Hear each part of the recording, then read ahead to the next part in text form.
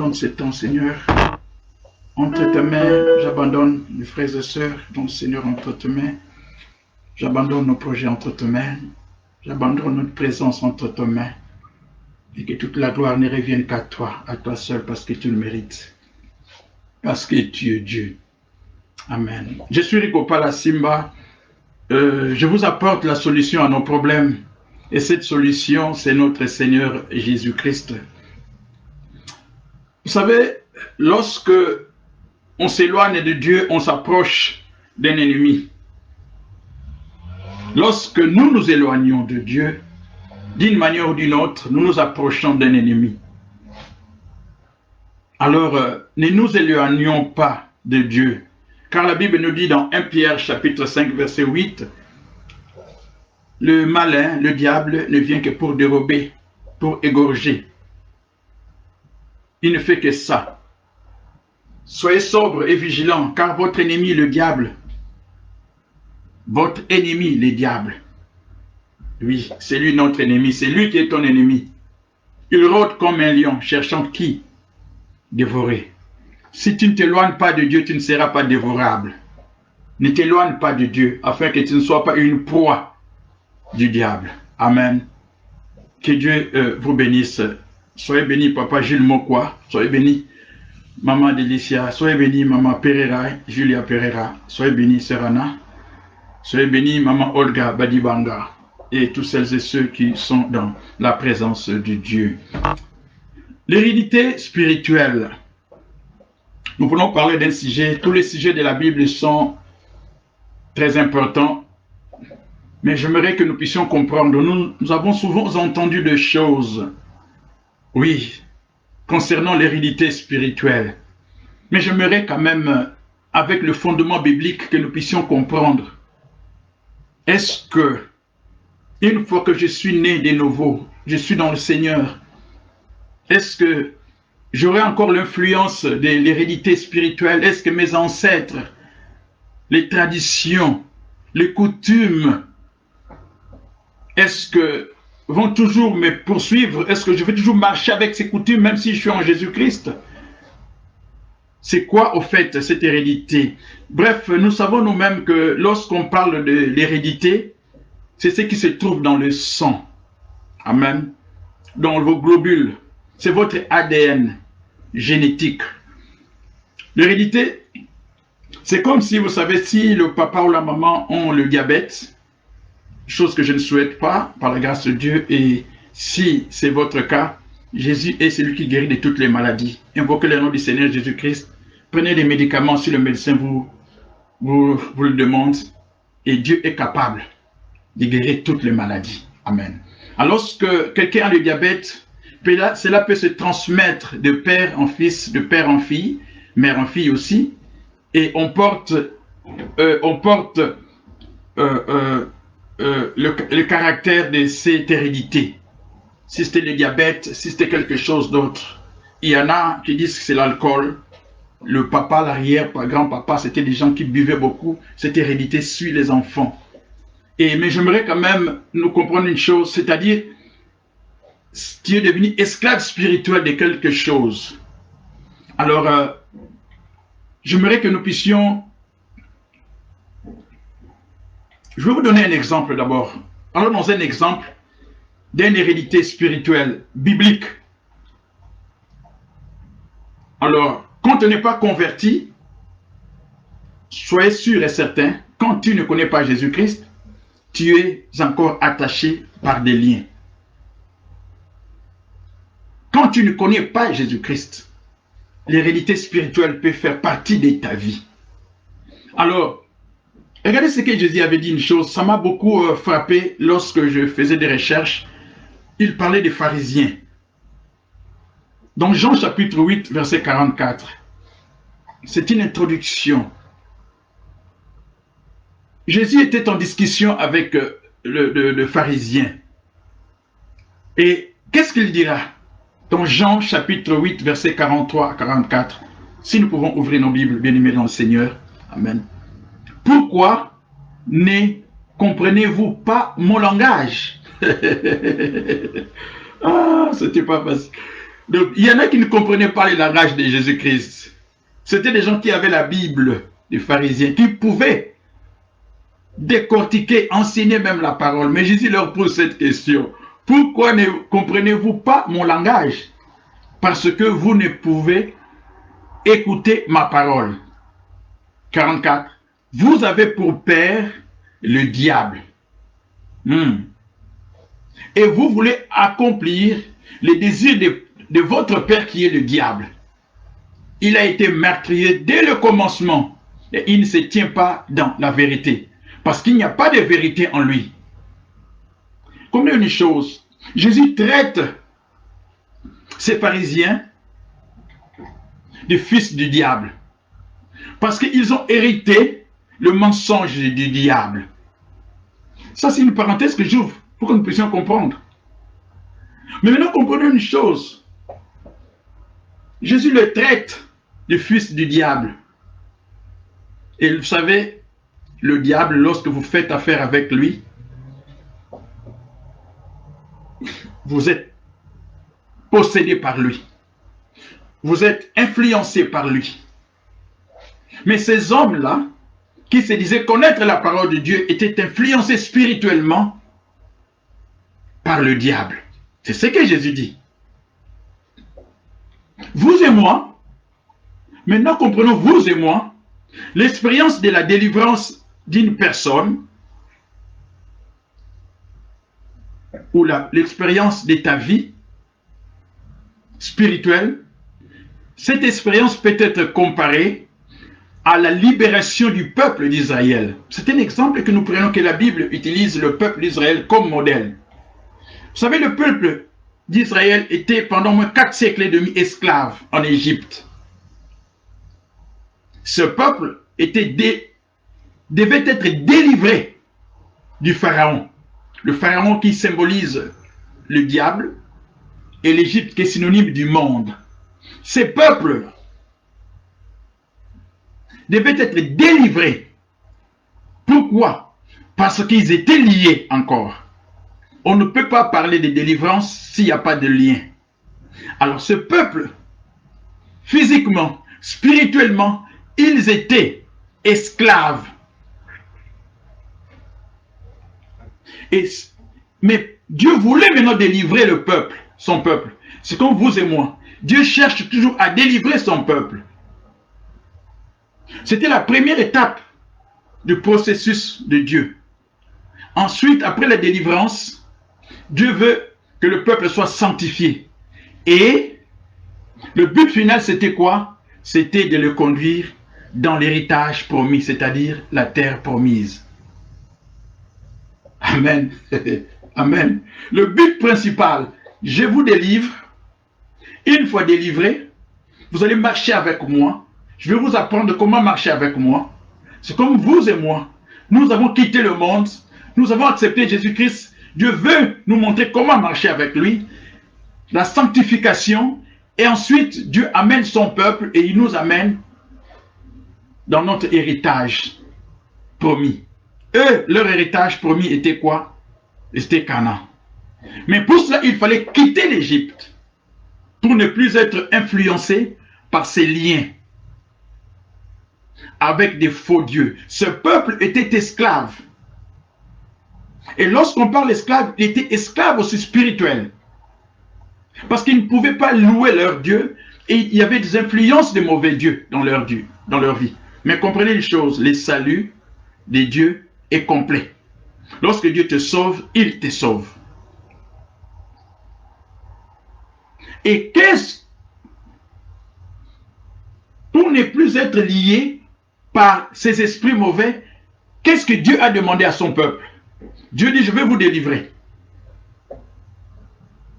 Amen. Dieu dit, je vais vous délivrer. Mais qu'est-ce que Dieu leur demande? C'est important que nous puissions comprendre cela, frères. C'est l'image d'Israël. La Bible dit dans Hébreu que nous sommes l'Israël spirituel. L'image d'Israël, c'est l'image de ta vie, de ta conversion. Et qu'est-ce que Dieu dit une fois? Je vais vous délivrer, mais il y a des conditions après. Deutéronome chapitre 7, verset 26. Ce sont des bases que nous sommes en train de mettre pour mieux comprendre le message. Deutéronome chapitre 7, verset 26. Dieu leur dira ceci: tu n'introduiras point une chose abominable dans ta maison. Est-ce que chez vous, aujourd'hui, vous et moi, est-ce que vous avez des choses abominables chez vous à la maison? Tu n'introduiras point une chose abominable dans ta maison afin que tu ne sois pas comme cette chose. Oh frères et sœurs, c'est important que nous puissions comprendre cela. J'aimerais quand même souligner quelque chose, que le salut de Dieu, le salut de Jésus est complet. Nous allons y arriver. Mais Dieu dit à son peuple, et Dieu te dit, tu n'introduiras point une chose abominable dans ta maison, afin que tu ne sois pas comme cette chose. Quels sont les livres, les cassettes, les musiques, les films que vous regardez ou que vous écoutez à la maison? Amen. Il y a des choses que Dieu appelle abomination. Il y a des choses qui ne plaisent pas à Dieu, qui ouvrent la porte et qui fera que l'ennemi puisse prendre pouvoir sur vous. Quelles sont les cassettes, la musique que vous écoutez? Quels sont les posters que vous avez chez vous à la maison, que vous avez affichés? Est-ce que ça parle de Dieu ou ça parle des choses du monde? Deutéronome chapitre 18, verset 9. Dieu leur dira, toujours à son peuple, et Dieu te dit à toi. Amen. Parce que tu es le peuple de Dieu, je suis le peuple de Dieu. Nous sommes la maison de Dieu. Nous sommes les tabernacles vivants du Seigneur. Dieu vit en nous. Alors Dieu nous dit une chose. Lorsque tu seras entré dans le pays que l'Éternel, ton Dieu, te donne, encore toujours dans Deutéronome 18, 9, tu n'en prendras point à imiter les abominations de ces nations-là. N'imite pas les abominations. Nous allons y arriver. Lorsque tu seras entré dans le pays que l'Éternel Dieu te donne pour héritage, Deutéronome 26, 1, lorsque tu le posséderas et tu seras établi, tu ne vas pas imiter les abominations. Attention aux imitations en tant qu'enfant de Dieu. Qu'est-ce que Dieu appelle abomination? Exode chapitre 20, verset 3 à 5. Qu'est-ce que Dieu appelle abomination? Dieu empêche, ne veut pas que tu sois pris, lié par de mauvais esprits. Dieu ne veut pas que tu sois influencé par les mauvais esprits. Dieu ne veut pas que ta vie soit entre le maître, en emprise de l'ennemi. Et Dieu donne des conditions. Et Dieu te dit, choisis la vie et la mort. Si tu choisis la vie, tu vas marcher avec moi. Amen. Exode chapitre 20, verset 3 à 5. Tu n'auras pas d'autre Dieu que moi. Tu n'auras pas d'autre Dieu que moi. Voilà une des conditions que Dieu donne. Tu ne te feras pas d'idole, ni de représentation quelconque de ce qui se trouve en haut, dans le ciel, ici, bas sur la terre, ou dans les eaux plus bas que terre. Le verset 5. Tu ne te prosterneras pas devant de telles idoles, et tu ne leur rendras pas culte, car moi, Dieu l'Éternel, je suis un Dieu jaloux, qui ne tolère aucun rival. Dieu dit qu'il est jaloux. Il ne tolère aucun rival. Je ne sais pas quel est le Dieu dans votre vie. Qu'est-ce qui prend la première place dans votre vie? Amen. Et Dieu dira, plus loin, toujours dans Exode 20, qu'est-ce qu'il dira? Il ne tolère pas cela. Je punis le fils pour la faute de leur père jusqu'à la 3e, voire la 4e génération de ceux qui me haïssent. Oh, attendez. Dieu dit, je punis les enfants, le fils, la 3e, c'est la 4e génération. Pourquoi? Parce que vos ancêtres ne m'ont pas adoré comme ils devaient le faire. Parce qu'ils ont introduit des choses abominables dans leur maison. Parce que je n'ai pas pris la place qu'ils devaient me donner. Dieu dit, je punirai 3e et 4e génération. Attention, nous arrivons.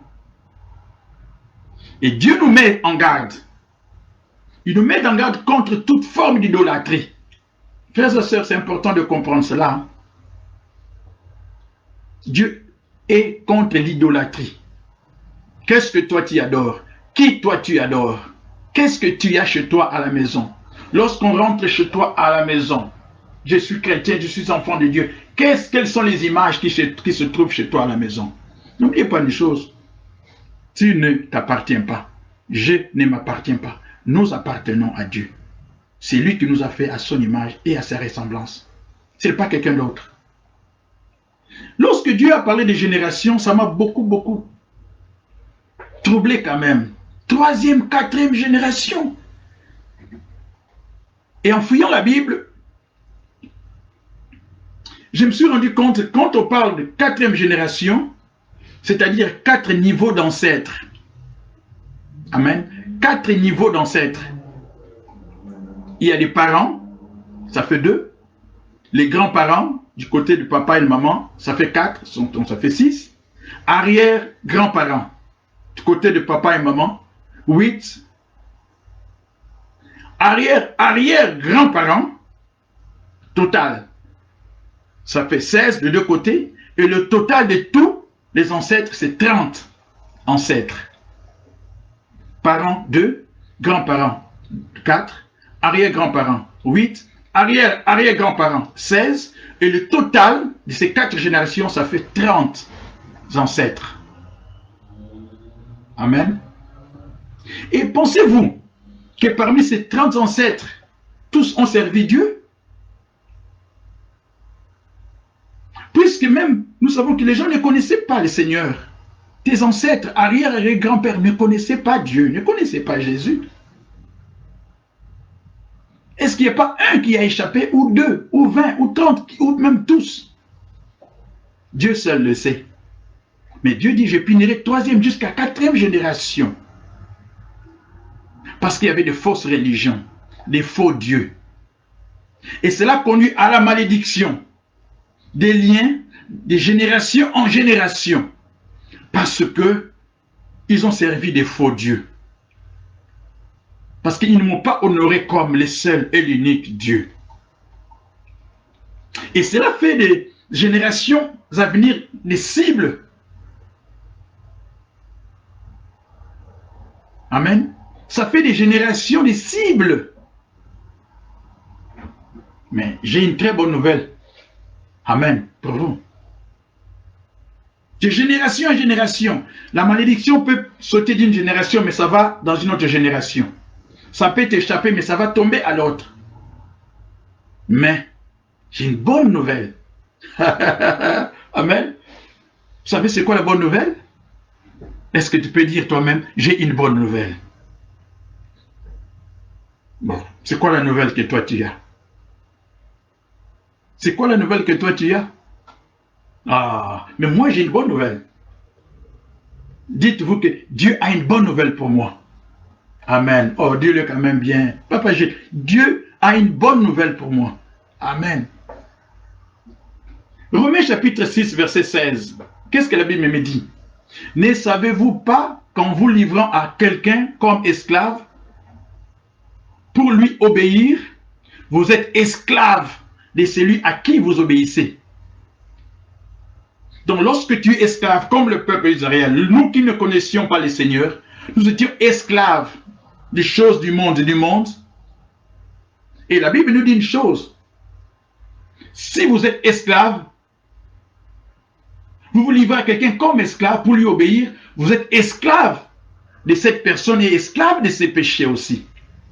Mais par contre, si vous obéissez, si vous êtes esclave de celui à qui vous obéissez, soit de la mort, soit de l'obéissance qui conduit à la justice. Nous tous, nous étions esclaves. comme le peuple d'Israël. Ils étaient esclaves, mais Dieu a voulu le faire sortir de là. Parce qu'un esclave, il appartient tout entier à son maître. Il appartient tout entier à son maître, un esclave. Un esclave n'a pas mot à dire devant son maître. Et aujourd'hui, je te pose la question. Qui est ton maître? Qui est ton maître aujourd'hui? Tu es esclave de quoi ou de qui? Qu'est-ce qui peut te lier aujourd'hui? Romains chapitre 6, verset 20, la Bible déclare ceci. Romains chapitre 6, verset 20. Car lorsque vous étiez esclaves du péché, et qui amène le péché? C'est le diable. Vous étiez libres à l'égard de la justice. Et quel fruit portiez-vous alors? Bonne question. Ma Bible déclare que, comme le peuple d'Israël qui a été délivré, comme Éphésiens nous dit, nous étions aussi de ce monde-là. Nous étions des esclaves. Nous tous, nous étions des esclaves. Nous étions liés, il y avait des liens de famille. Des liens de famille, la sorcellerie qui pouvait t'empêcher d'avancer, qui pouvait t'empêcher même tu ne pouvais pas louer Dieu. Nous tous, nous venons de là, très lointains, que tu le veuilles ou non, tu ne le savais pas. Tu es né dans une famille où il y a des sorciers et des magiciens. Mais une bonne nouvelle, un jour, un homme est venu. Amen. Un jour, un homme est venu. Dans Matthieu chapitre 28, verset 18, de quel homme allons-nous parler? De quel homme, d'après vous? De qui? Ah, vous le savez, hein? Amen. Un jour, un homme est venu. Matthieu 28, 18. Il est venu, il a dit, tout pouvoir m'a été donné. Alléluia. Dans le ciel, sur la terre, tout est soumis à Jésus. Dans le ciel, sur la terre, tout est soumis à Jésus. En Jésus-Christ, dans le ciel, sur la terre, tout est soumis à Jésus. Dans le ciel, sur la terre, tout lui est soumis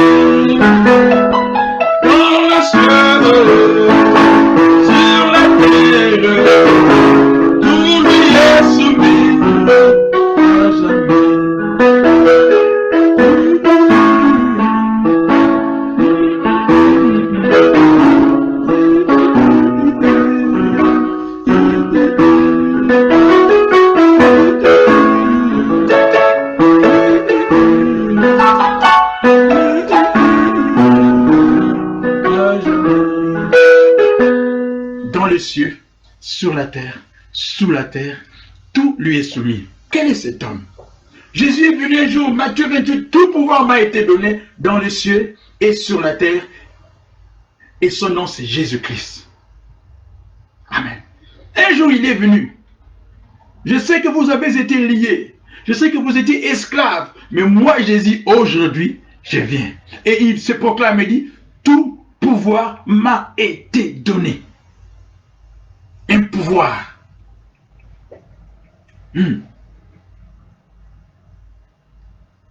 Alléluia. C'est-à-dire quoi?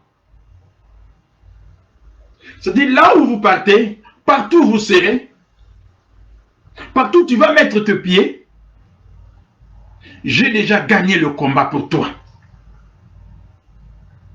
Tu n'as plus besoin d'avoir peur. Les démons, les sorciers, les liens, tu n'as plus besoin d'avoir peur. Mais c'est seulement ceux qui sont en Jésus-Christ. Amen. Des fois, tu as peur. Il te dit, tout pouvoir m'a été donné. À la croix, il dira, tout est accompli. Amen. Amen. Ton amen est trop maigre. Dis un peu amen. Parce qu'il nous a enlevés d'un endroit auquel toi-même, tu ne pouvais pas le faire. Moi-même, je ne pouvais pas le faire. Personne ne pouvait le faire. Tout pouvoir m'a été donné. Toute autorité. J'ai gagné déjà le combat pour vous. Vous n'avez plus besoin d'avoir peur. Vous n'avez rien à faire. Moi, Jésus, je gagne le combat pour vous. Ok. Vous pouvez me servir avec crainte, sans crainte. Tu veux me servir, tu peux me servir sans crainte. Tu n'as plus peur des liens. Tu n'as plus peur de ces démons. Parce que moi, je vis en toi. Et celui qui vit en toi est plus fort que celui qui règne dans ce monde. Et qui vit en toi, c'est Jésus-Christ de Nazareth. Mais de quel lien veux-tu me parler encore? Le lien que moi j'ai, c'est le lien avec mon Jésus. Le lien que toi tu as, c'est le lien avec ton Jésus.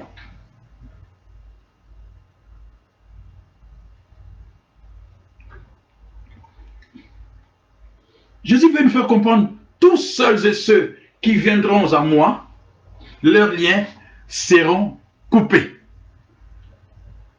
Tous seuls et ceux qui viennent à Jésus-Christ, leurs liens sont coupés.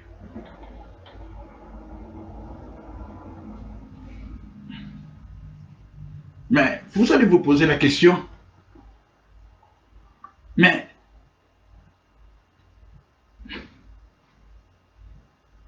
comment est-ce que ces liens peuvent être coupés? Je m'excuse, j'enlève un peu des gens qui m'envoient des messages, un peu ça me déstabilise. Comme Jésus lui-même le dit, tout pouvoir m'a été donné. Vous savez, le diable est un menteur. Des fois, quand tu entends, tu commences à te poser des questions, à douter.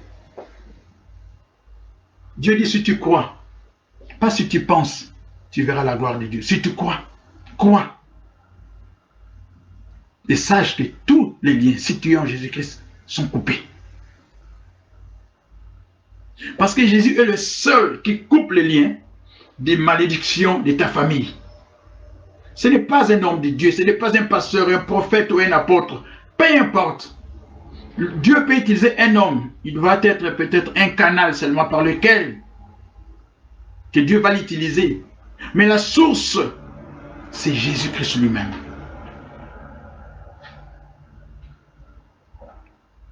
Dans Luc chapitre 4, verset 18, Jésus dira, « L'Esprit du Seigneur est sur moi. »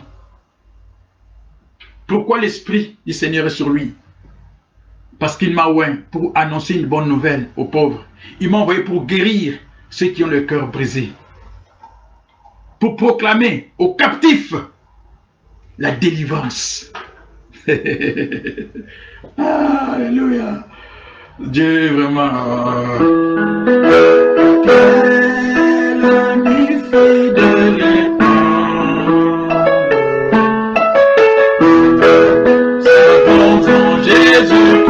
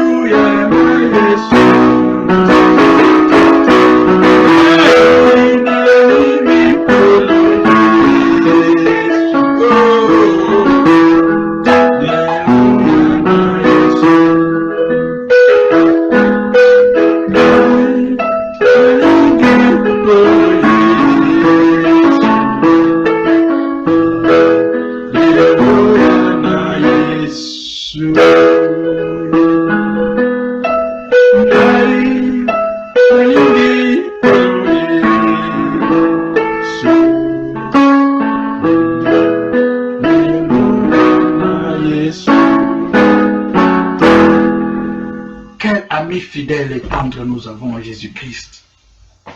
Quel ami fidèle que nous avons en Jésus-Christ. Tout pouvoir m'a été donné. Il écrit plus haut, plus fort. Tout pouvoir, peu importe le pouvoir sur cette terre, dans le ciel, mais Jésus a l'autorité sur tout pouvoir. Qui peut lui ôter cela? Personne. Parce qu'il n'y a pas comme Jésus. Il n'y a pas égal à Jésus. Plus grand que Jésus, il n'y en a pas. Égal à Jésus, il n'y en a pas et il n'y en aura jamais. Il est le seul.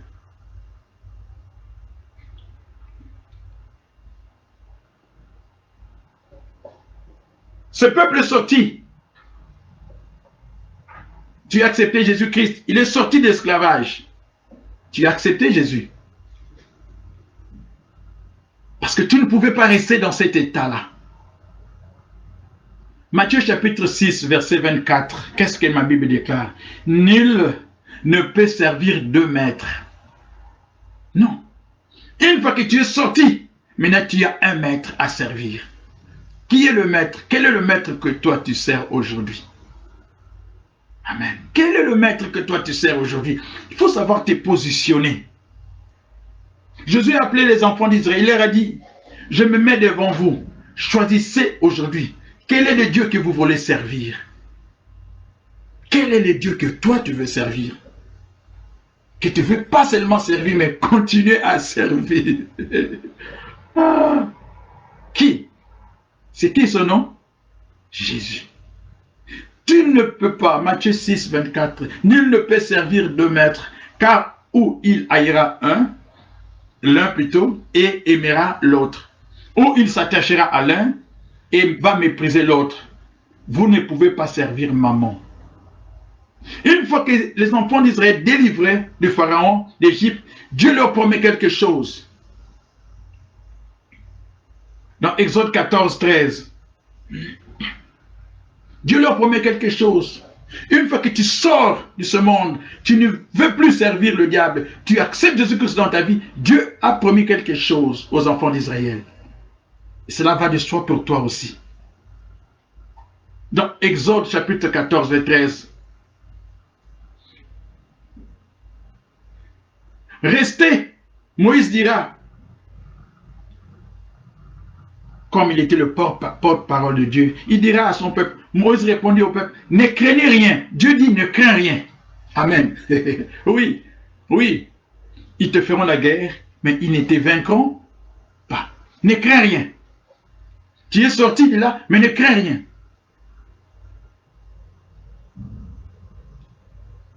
Il dira, l'Éternel va vous accorder en ce jour la délivrance.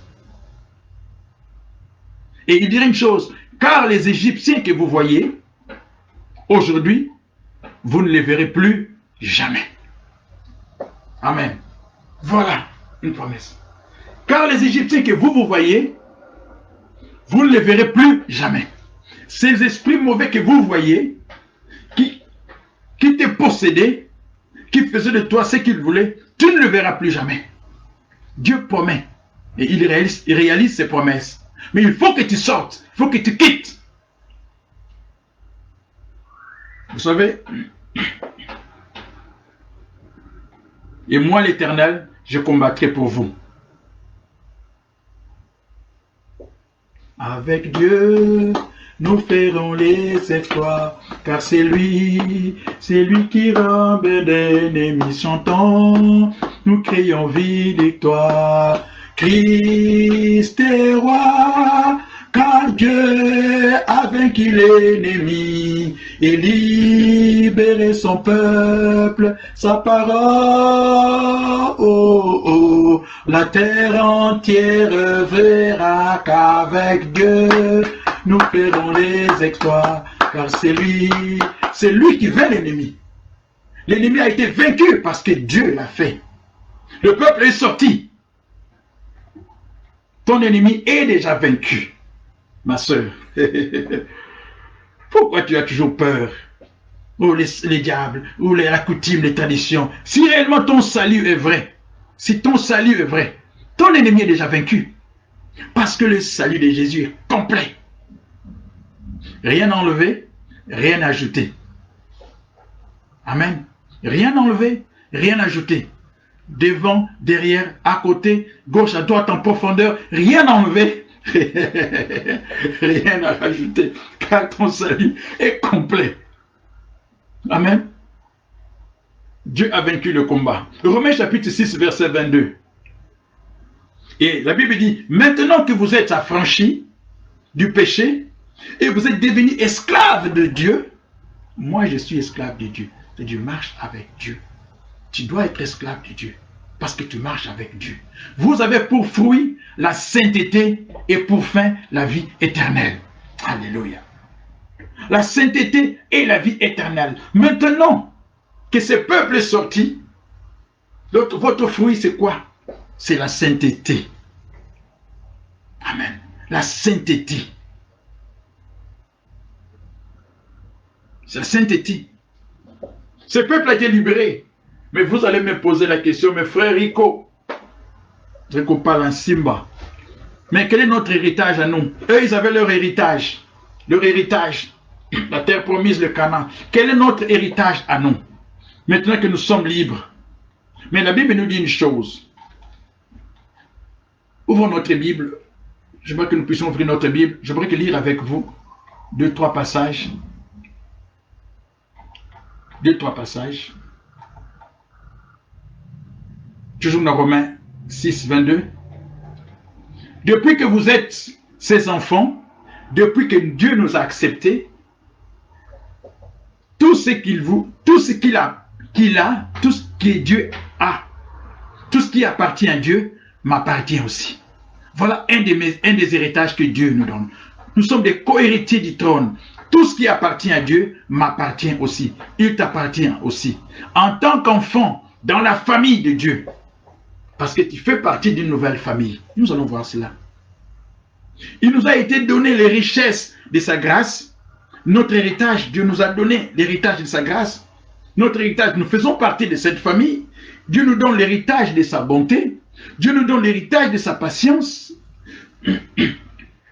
Dieu nous donne l'héritage de sa puissance aussi. Et de sa miséricorde. C'est beaucoup, hein? Avec Dieu, l'abondance ne nuit jamais. Et par-dessus tout, les enfants d'Israël, c'était Canaan. Nous avons aussi l'héritage, la vie éternelle en Jésus-Christ. Amen. Je dois applaudir et acclamer pour cela. Amen, amen, amen. L'héritage en Jésus-Christ, la vie éternelle.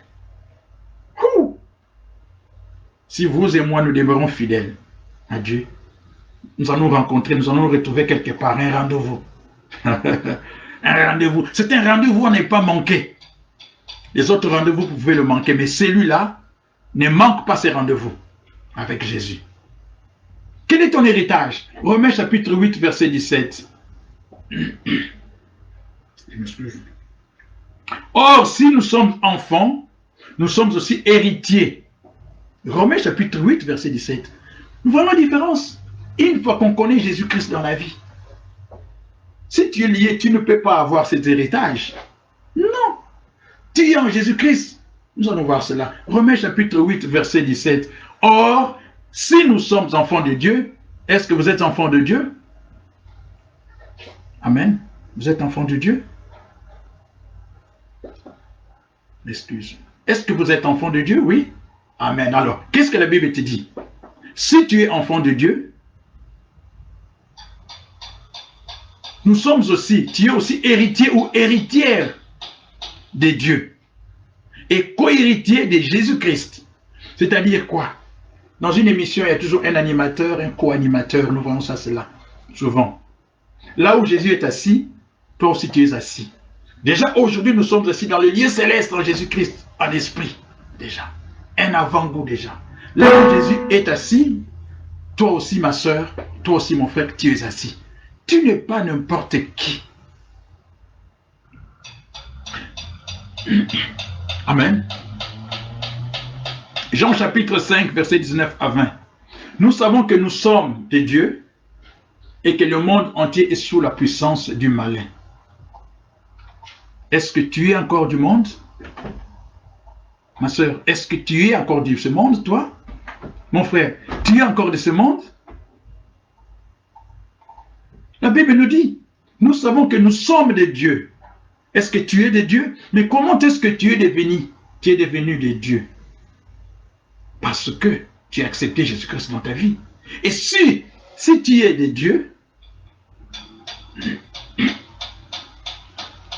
tu ne fais plus partie de la coupe. Tu ne fais plus partie plutôt du monde. La coupe du malin. Non. Le diable n'a plus autorité sur toi. Dieu règne dans la vie de celles et ceux qui lui appartiennent. Amen.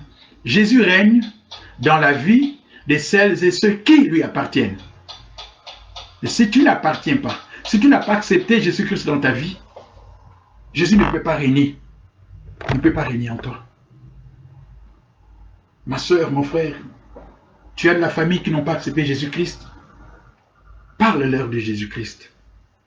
Si toi-même tu n'as pas accepté Jésus-Christ, c'est une occasion. Accepte Jésus-Christ. Ce ne sont pas les liens. Ce ne sont pas les démons qui vont guider ta vie, mais Dieu va vivre en toi. À son rythme, petit à petit. Donne seulement ta vie à Jésus. Expérimente cette marche avec Jésus-Christ. Et tu verras, tu ne vas pas le regretter. Mais il faut que ton salut soit vrai. J'insiste, ce n'est pas parce que moi je lis, mais la Bible nous le dit cela. Il faut que tu crois que ça vient de ton cœur. Il faut que ton salut soit vrai. Et s'il est vrai, Dieu le Père, le Fils et le Saint-Esprit vont venir faire leur demeure en toi. Et c'est ce que nous disons, ce n'est plus toi qui vis, mais c'est lui. C'est Dieu qui vit en toi. Amen. Les temps pressent. Rachète le temps. Rachète le temps. Donne ta vie au Seigneur. Tu n'as rien à perdre. Il y a tellement de choses qui se sont faites déjà au monde. Qu'est-ce que tu veux continuer à faire encore? Non. Personne n'est éternel. Donne ta vie. Abandonne-toi entre les mains du Seigneur. Il ne rejette pas. Il dit, je frappe à la porte. Je frappe à la porte. Les autres religions, les autres... Non, pas des coutumes. Je frappe à la porte. Parce qu'il n'y a pas deux portes. Les autres religions ont des portes, beaucoup de portes qui s'ouvrent pour t'amener vers l'enfer. Mais il y a une seule porte qui est Jésus-Christ, qui t'amène et qui va t'amener et qui cherche à t'amener auprès de son Père dans le royaume des cieux. Une seule porte. Une seule porte. Beaucoup de religions, beaucoup de portes. Mais il n'y a pas beaucoup de religions. Dieu n'a pas créé une religion. Dieu a envoyé son Fils Jésus-Christ afin que quiconque croit en lui ne périsse point, mais qu'il ait la vie. Et c'est lui qui est cette porte. Il n'a pas dit je suis une porte. Il dit je suis la porte. Amen. Je suis la porte.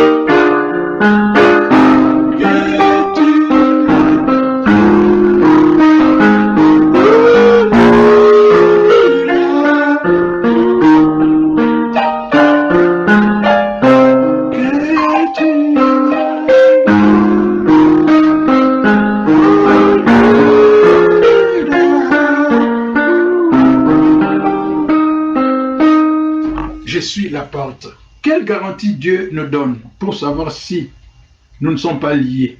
C'est vrai, il y a des gens qui se posent des questions. Mais comment est-ce que moi je vais savoir si je ne suis plus encore lié? Comment est-ce que je vais savoir? Oh, il y a beaucoup de choses. Comment je vais savoir? Il y a beaucoup de choses, frère. Il y a beaucoup de choses, ma soeur. Beaucoup. Comment toi tu peux savoir? Quelle est la garantie? Dieu nous garantit une chose. Une chose qui nous garantit. Savez-vous c'est quoi la garantie que Dieu nous donne? Tu sais c'est quoi la garantie que Dieu te donne? Que tu ne peux pas être lié parce que tu es en Jésus-Christ? C'est le Saint-Esprit.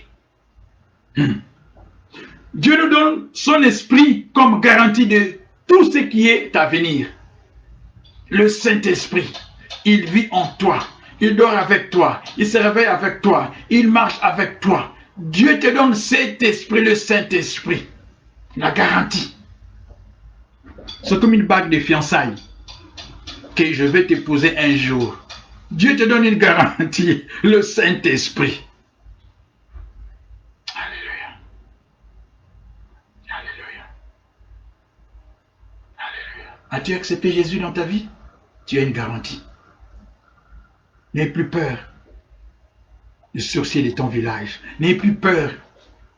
Parce que tu sais, vous savez,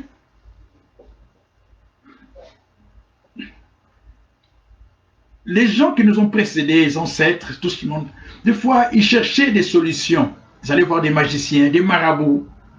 Ils ouvraient la porte. Et tu as vécu une vie de difficultés, une vie de tristesse. On te mettait des choses, on te faisait des incisions, on te coupait, on te mettait sous un sac, beaucoup de choses. Ça s'est passé. Aujourd'hui, c'est différent. C'est pas moi qui le dis. Ok, nous allons ouvrir la Bible. Est-ce que si je suis, est-ce que cela me concerne encore aujourd'hui? On m'avait fait ci, on m'avait fait ça, on m'avait fait ci dans la famille, ou comme ci, comme ça. Est-ce que cela te concerne encore aujourd'hui? Ouvrons notre Bible, 2 Corinthiens chapitre 5, verset 17. Ma mère était sorcière, mon père était sorcier. Si ton salut est vrai. Qu'est-ce que 2 Corinthiens 5, 17 nous dit? Si quelqu'un est en Christ, il est quoi? Riche? Il est quoi? Gros? Petit? Non. Il est quoi? Il est une nouvelle créature. Une nouvelle créature. Un esprit nouveau. Le diable n'a plus de place dans ta vie. Les choses anciennes sont passées. Quelles sont ces choses? Tu sais toi-même. Quelles sont les choses qui s'est tracassées, qui s'est tramées dans votre famille? Toutes ces choses sont passées. Frères et sœurs, crois à la parole de Dieu. Si quelqu'un est en Christ, ton salut est vrai, tu es une nouvelle créature. Le diable va te tromper. Ce n'est pas parce que tu passes des moments difficiles, tu vas dire que ce sont des liens de la famille. Non, le diable va te tromper. Non. Qu'est-ce que ma Bible me dit? Dans 2 Timothée 3, ça doit être 3,16, si ma mémoire est bonne, 3,16, 3,12. Tous ceux qui veulent vivre pieusement en Jésus-Christ seront persécutés. Tous ceux qui donnent leur vie en Jésus-Christ, tu seras persécuté. Ce n'est pas parce que ce sont les démons. Non, le diable fait tout pour te faire croire à autre chose. Et lorsque tu vas commencer à croire à cela, comme c'est lui qui est le Dieu de ce monde, il va te montrer les choses du monde. Et toi, tu vas commencer à regarder les choses du monde, tu vas dire, ah oui, il m'a montré les choses du monde, et tu risques même de t'accrocher, d'aller plus loin. Non. Accroche-toi. N'oubliez pas, si tu t'éloignes de Dieu, tu t'approches du diable. N'oublie jamais ça. Il rôde. 1 Pierre, chapitre 5, verset 8. Il rôde comme un lion. Mais il n'est pas le lion. C'est un imitateur. Le vrai lion de la tribu de Judas, c'est Jésus-Christ. Amen. Il rôde comme un lion cherchant qui dévorer. Tu seras dévorable si tu commences à écouter, à croire à tout ce qu'on te dit. Beaucoup aujourd'hui, la foi vient de ce qu'on entend. Oui, mais ce qu'on entend, c'est quoi? C'est la parole de Dieu. Mais si ce n'est pas la parole de Dieu, attention. Amen. Si ce n'est pas la parole de Dieu, be careful. Attention. The devil is a very bad guy. Il est très mauvais. Il est malin, rusé. Si quelqu'un est en Christ, cette personne est devenue une nouvelle créature. Les choses anciennes sont passées, toutes choses deviennent nouvelles. Toutes choses sont devenues plutôt nouvelles. Et tout cela vient de Dieu qui nous a réconciliés avec Jésus-Christ. Alléluia. Cette réconciliation avec Jésus-Christ a brisé les liens. A brisé les liens de ta famille.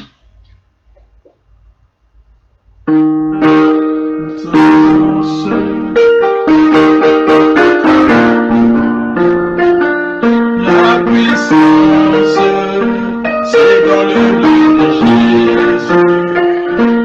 La délivrance, c'est dans le nom de Jésus.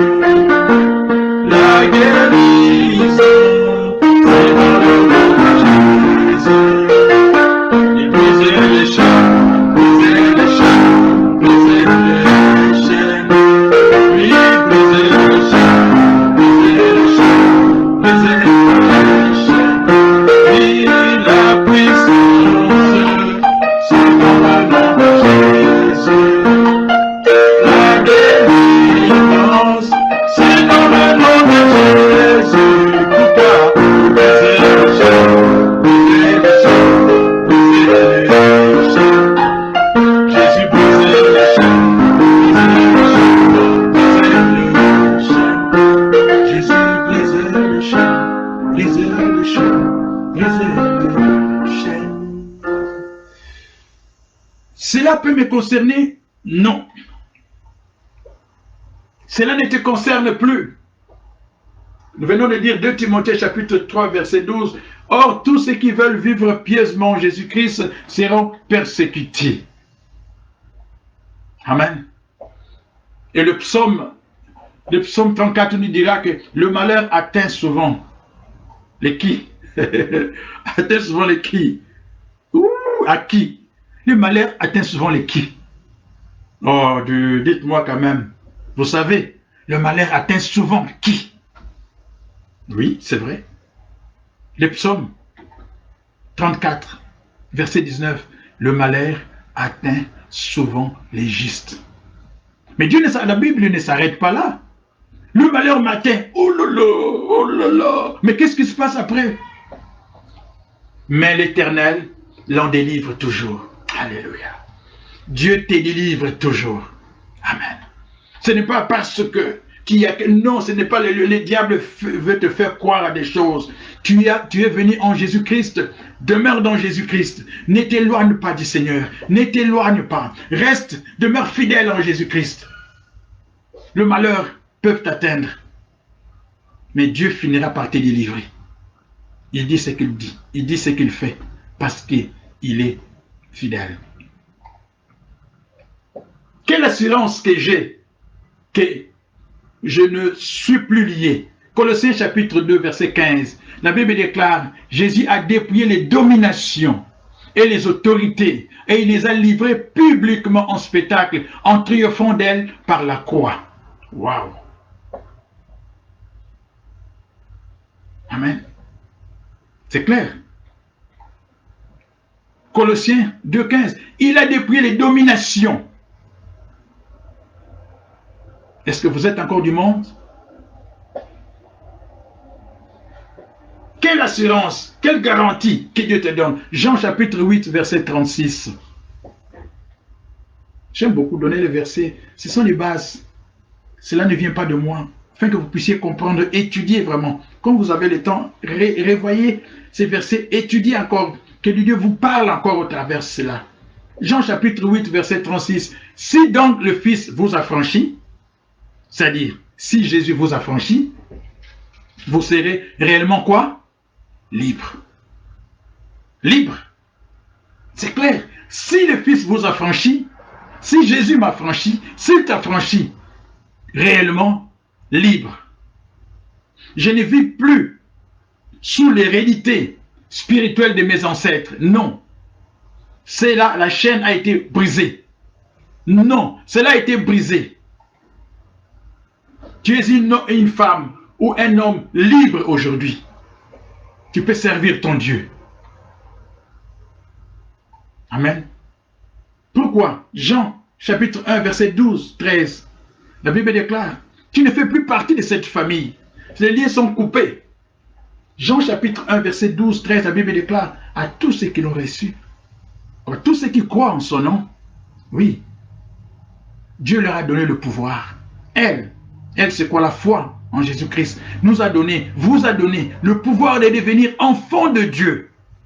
Quand on est enfant de Dieu, c'est coupé ces liens-là. Pourquoi vous êtes devenu enfant de Dieu? Pourquoi ma soeur, tu es devenu enfant de Dieu? Pourquoi mon frère, tu es enfant de Dieu aujourd'hui? Pourquoi? Parce que tu n'es, verset 13 je pense, parce que tu n'es plus né du sang et encore moins du corps, mais tu es né de l'esprit. Amen. Tu es né de l'esprit. M'excuserez. J'ai tellement de messages que les gens m'envoient, il faut que j'enlève cela, ça va. Parce que tu es né de l'esprit. Une nouvelle naissance, tu rentres dans une nouvelle famille. Les liens sont coupés. Vous voyez l'arbre, il y a des racines. Ces racines sont coupées. Maintenant, tu es accroché, attaché à Jésus-Christ. Jean 15. Tu es attaché maintenant à Jésus-Christ. Connecté avec Jésus-Christ. Mais vous me poserez une question. Mais pourquoi alors, frère Rico, pourquoi certaines chrétiennes ou chrétiens gardent encore leur méchanceté, leur caractère mauvais? Ils marchent dans l'impudicité, des gens qui sont conflictuels. Pourquoi? Si la personne est une nouvelle créature, pourquoi cette personne encore marche dans l'impudicité, dans la colère? Il y en a des chrétiens qui ne sourient même pas, toujours en colère, même chez eux à la maison. Tu te poses la question, quand est-ce que cette personne va rire? Quand est-ce que cette personne va rire? Tu te poses des questions, qu'est-ce qui se passe? Mais cette personne, c'est quelqu'un de conflictuel, qui cherche toujours des difficultés, des problèmes. Ah, c'est un chrétien charnel, qu'est-ce qui arrive? Tu te poses des questions. Ça n'a rien à voir avec le salut. Si ton salut est vrai, et que tu as encore ces caractères, ça n'a rien à voir avec ton salut parce que ton salut est vrai. C'est autre chose. Et ça va vous faire peut-être sursauter au rire. Ça fait 2-3 mois, je n'ai pas eu le temps de parler avec mon pasteur, un serviteur de Dieu que j'aime beaucoup, qui est un enseignant de la parole de Dieu, que j'ai salué aussi, papa Gilles Ngongo, qui habite à Windsor avec sa femme maman Maggie et leur fille, sœur Anna. Alors, bonjour papa Gilles, que Dieu te bénisse. En tout cas, tu es un homme que Dieu a mis sur mon chemin et que Dieu se souvienne de toi. Tu nous as enseigné beaucoup, beaucoup. Merci, papa Gilles. Ça fait longtemps que je n'ai pas parlé avec lui. Hier, par hasard, j'ai appelé pour avoir de ses nouvelles et je partageais avec lui le message et puis il m'a dit quelque chose concernant cela lorsqu'on parlait. Pourquoi? Alors, il m'a dit, papa Rico, tu sais, pasteur, il y a quelque chose. Il y en a qui viennent dans le Seigneur et c'est vrai, qui viennent dans le Seigneur. Ils ont accepté le Seigneur, mais ils ont gardé encore le mauvais caractère. Ce n'est pas quelque chose de spirituel. Ils avaient ces caractères déjà avant. Mais dans le Seigneur, ces caractères-là, c'est-à-dire, il faut une éducation, un enseignement. Et l'Église ne fait pas ça. L'Église doit t'enseigner. Il y a des choses que l'Église doit t'enseigner. Tu es sauvé, mais tu es toujours encore une femme ou un homme conflictuel. Et quelqu'un a un problème. Certaines influences qui te poursuivent encore, les influences que tu avais avant même de naître de nouveau. Il y a des serviteurs de Dieu que je connais, qui sont très impolis, mal élevés. Je connais. Je connais. Il leur faut des enseignements. Je m'excuse de le dire, ce n'est pas pour critiquer, mais nous tous, nous faisons partie du même bateau. Nous voulons tous, nous cherchons à être sauvés par la grâce de Dieu. Mais ce sont des choses qu'il faut le dire. Amen. Nous tous, y compris moi, je faisais partie du monde. Il y a des mauvais caractères que j'avais aussi. Mais la Bible nous dit, nous devons nous efforcer. Il y en a qui ont mauvais caractère. Papa Gilles me dira quelque chose qui m'a fait rire encore. Tu sais, quand quelqu'un ne savait pas manger, ne sait pas manger avec une fourchette à table, même s'il devient une nouvelle créature, il va continuer toujours à ne pas savoir manger à table avec la fourchette et la cuillère. Qu'est-ce qu'il faut pour que cette personne qui est devenue une nouvelle créature puisse apprendre? Il faut lui enseigner comment tenir la fourchette, comment tenir le couteau, comment tenir la cuillère. Un enseignement. Amen. Ça n'a rien à voir. Oh, ce sont les démons ou ce sont le lien. Non, ça n'a rien à voir. Pas du tout, non. Ce sont des habitudes. Amen. Donc, bref, il faut passer par une éducation. Parce que quand on est chrétien, il faut vivre une vie de discipline.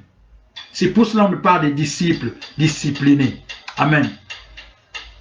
Parce que la vie chrétienne, tu ne peux pas la vivre en désordre. Quand tu la vis en désordre, c'est que tu vis la vie que tu vivais avant de venir dans le Seigneur. Amen. La vie chrétienne, tu dois la vivre dans la discipline de la chrétienté, selon la parole de Dieu. Amen. Si tu ne la vis pas, amen. 2 petits versets et nous allons nous arrêter. Romains chapitre 12, verset 2. Qu'est-ce que la Bible nous dit? Ne vous conformez pas au monde actuel, mais soyez transformés par le renouvellement de l'intelligence, de la parole de Dieu, afin que tu puisses discerner ce qui est agréable et parfait. Romains chapitre 12, verset 1. Si nous sommes dans le Seigneur, nous nous conformons encore aux choses du monde. Nous marchons comme les gens du monde. Parce que les gens du monde font ci, font ça, je le fais aussi. Alors pose-toi cette question. Parce que le salut de Jésus est complet. Romains chapitre 6, verset 6. 6, c'est le chiffre de l'homme. Sachant que notre vieil homme a été crucifié. C'est dans quel temps votre vieil homme a été crucifié? Votre vieille femme a été crucifiée. Dans quel temps? C'est le passé. Avec qui? Avec Jésus. Afin que le corps du péché fût détruit pour que nous soyons plus esclaves du péché. Cet arbre-là, qui avait des racines, des liens, a été coupé par Jésus-Christ. À la croix, Jésus a tout coupé. Amen. Amen. Jean, chapitre 1, verset 12. À tous ceux qui l'ont reçu, à tous ceux qui croient en son nom, Dieu est la foi en Dieu nous donne le pouvoir de devenir enfant de Dieu. Fais-tu partie de la famille de Dieu? Colossiens chapitre 3, verset 3 à 4. Car vous êtes morts et votre vie est cachée avec Jésus-Christ en Dieu. Comment on peut te lier encore si ta vie est cachée en Jésus-Christ? Galates chapitre 2, verset 20. J'ai été crucifié avec Christ. Et si je vis, ce n'est plus moi qui vis, mais c'est Christ qui vit en moi. Alléluia. Galates chapitre 3, verset 13 à 14. Christ nous a rachetés de la malédiction de la loi. Alors pourquoi tu te dis encore que ce sont les liens? Est-ce que tu es vraiment né de nouveau? Christ nous a rachetés de la malédiction de la loi, étant devenu malédiction pour nous, car il est écrit maudit. Alléluia. Matthieu chapitre 18, verset 18. Je vous le dis en vérité, tout ce que vous lierez sur la terre sera lié dans le ciel. Et tout ce que vous allez délier sur la terre sera délié dans le ciel. Voilà le pouvoir que Dieu nous a donné. Il y a des gens qui sont liés encore, qui ne sont pas en Jésus-Christ. Amen. Il y a des choses que tu peux faire. 2 Corinthiens chapitre 6, verset 17. Comment garder? Comment je peux garder maintenant les chaînes brisées maintenant que je suis en Jésus-Christ? Comment est-ce que je ne peux plus retourner encore? C'est-à-dire, comment je peux garder maintenant? Je me dis, les chaînes sont brisées. Maintenant, comment je dois vivre en Jésus-Christ? 2 Corinthiens chapitre 6, verset 17 à 18. La Bible déclare ceci. C'est pourquoi sortez du milieu d'eux. Milieu de qui? De païens et de non-croyants. Et séparez-vous, dit le Seigneur. Ne touchez pas à ce qui est impur. C'est ce qu'il avait dit aux enfants d'Israël. C'est ce qu'il t'a dit, c'est ce qu'il me dit. Ne touchez plus à ce qui est impur. Je vous accueillerai. Verset 18. Je serai pour vous un père et vous serez pour moi des fils et des filles, dit le Seigneur Tout-Puissant. Et comment je peux garder toujours, lorsque les liens sont brisés, 2 Corinthiens 7, 1. Ayant donc de telles promesses, bien-aimés, purifions-nous. La Bible dit, ce n'est pas Dieu qui va te purifier. Dieu ne le fera pas à notre place. Nous devons nous purifier chaque fois, confesser nos péchés. Amen. Qu'est-ce que je dois faire encore?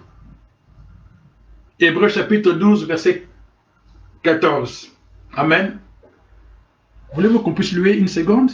Nous allons lire ces versets, nous allons louer et ensuite nous arrêtons. Amen. Hein? Que Dieu soit loué. Que Dieu vous bénisse pour votre patience. Hébreux chapitre 12, verset 14. Que devrais-je faire? Je ne suis plus lié. Maintenant, je dois marcher en Jésus-Christ. Qu'est-ce que? Hébreux chapitre 12, verset 14. La Bible déclare une chose. Il y a des efforts que tu dois faire toi-même. Tu es sauvé. Mais ça ne veut pas dire que tu vas croiser les bras automatiquement. Non. Cherchez la paix avec tous. Oh, combien d'ennemis as-tu? Pose la question à ton frère ou à ta soeur qui est à côté. Combien d'ennemis as-tu? Ah ben dis la vérité, dis. Combien d'ennemis toi tu as? Combien d'ennemis? La Bible dit chercher la paix avec tous. Un seul ennemi, deux, trois, pas beaucoup. Mais la Bible déclare cherche la paix avec tous. Et la sanctification sans laquelle personne ne verra Jésus. Amen. Amen. Alléluia. Mais il y en a qui malheureusement leur salut n'est pas vrai. Et la Bible nous dit dans 1 Jean chapitre 2 verset 19, si c'est le cas, aujourd'hui donne ta vie au Seigneur. Amen. Jean 1, 2, 9, ils sont sortis du milieu de nous, mais ils n'étaient pas de nôtres. Car s'ils eussent été de nôtres, ils seraient demeurés avec nous. Mais cela est arrivé afin qu'il fût manifeste que tous ne sont pas des nôtres. Amen. Tous ne sont pas des nôtres. Aujourd'hui, Dieu t'accorde cette opportunité. Vous savez, nous allons prier. Mais avant cela, nous allons chanter ces chants-là.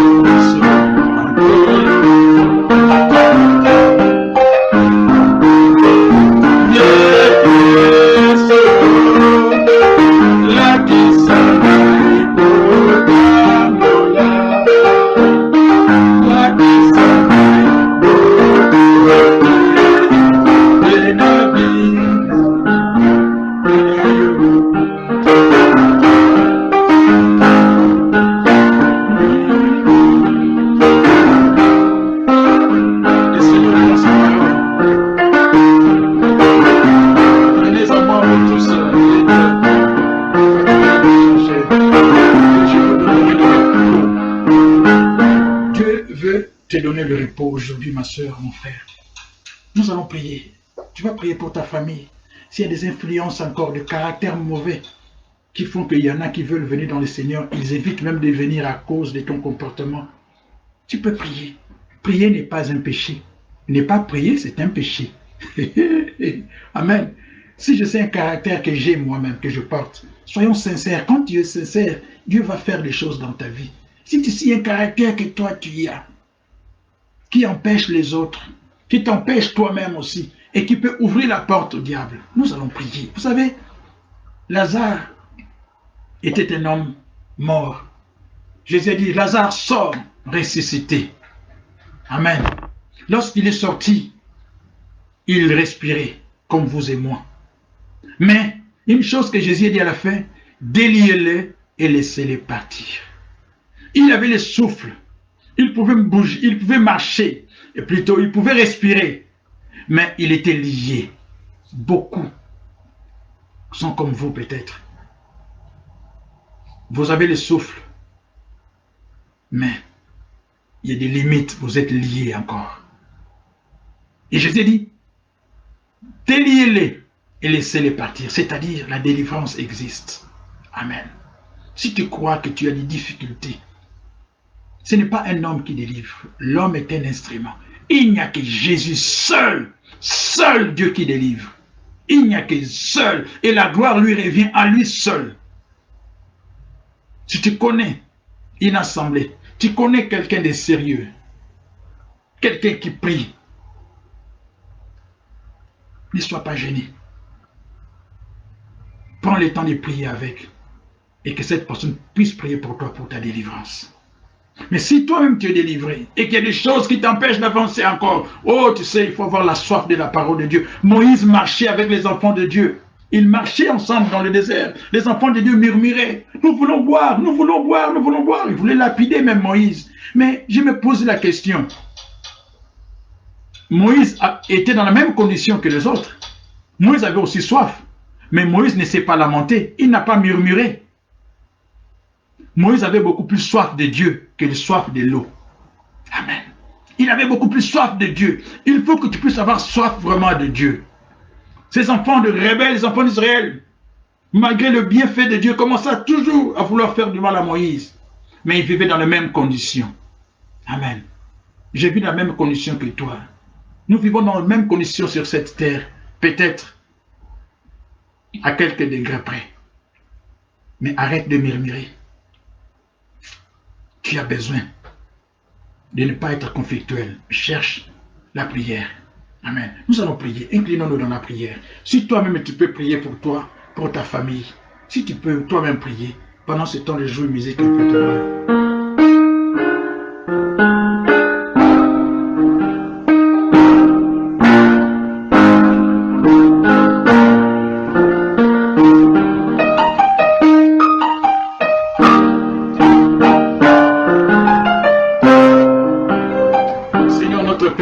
Dieu, nous venons devant toi, Jésus.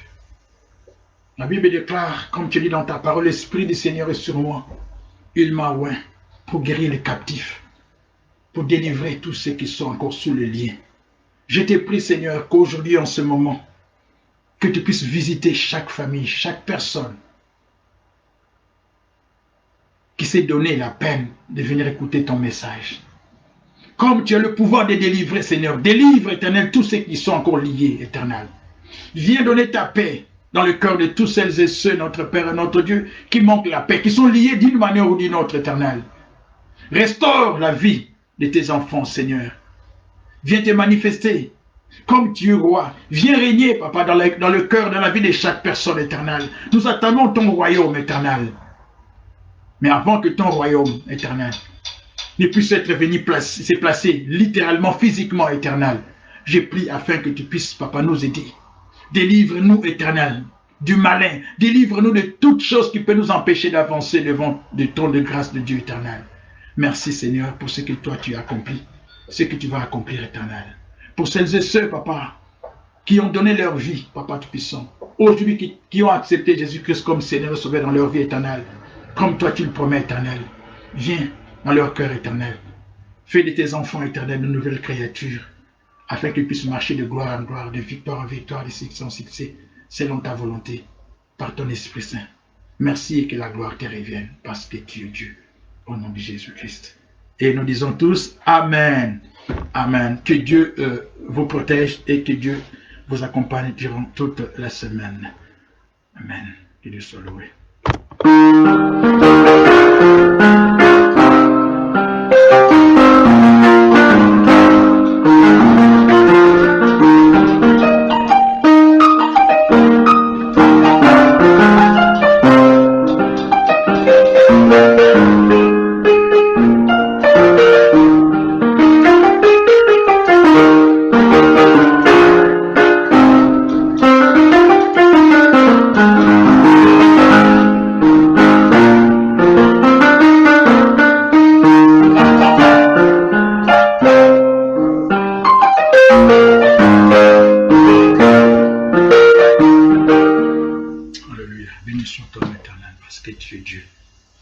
Est-ce que toi, ça puisse te révéler, te manifester comme le seul Dieu éternel. Merci Seigneur.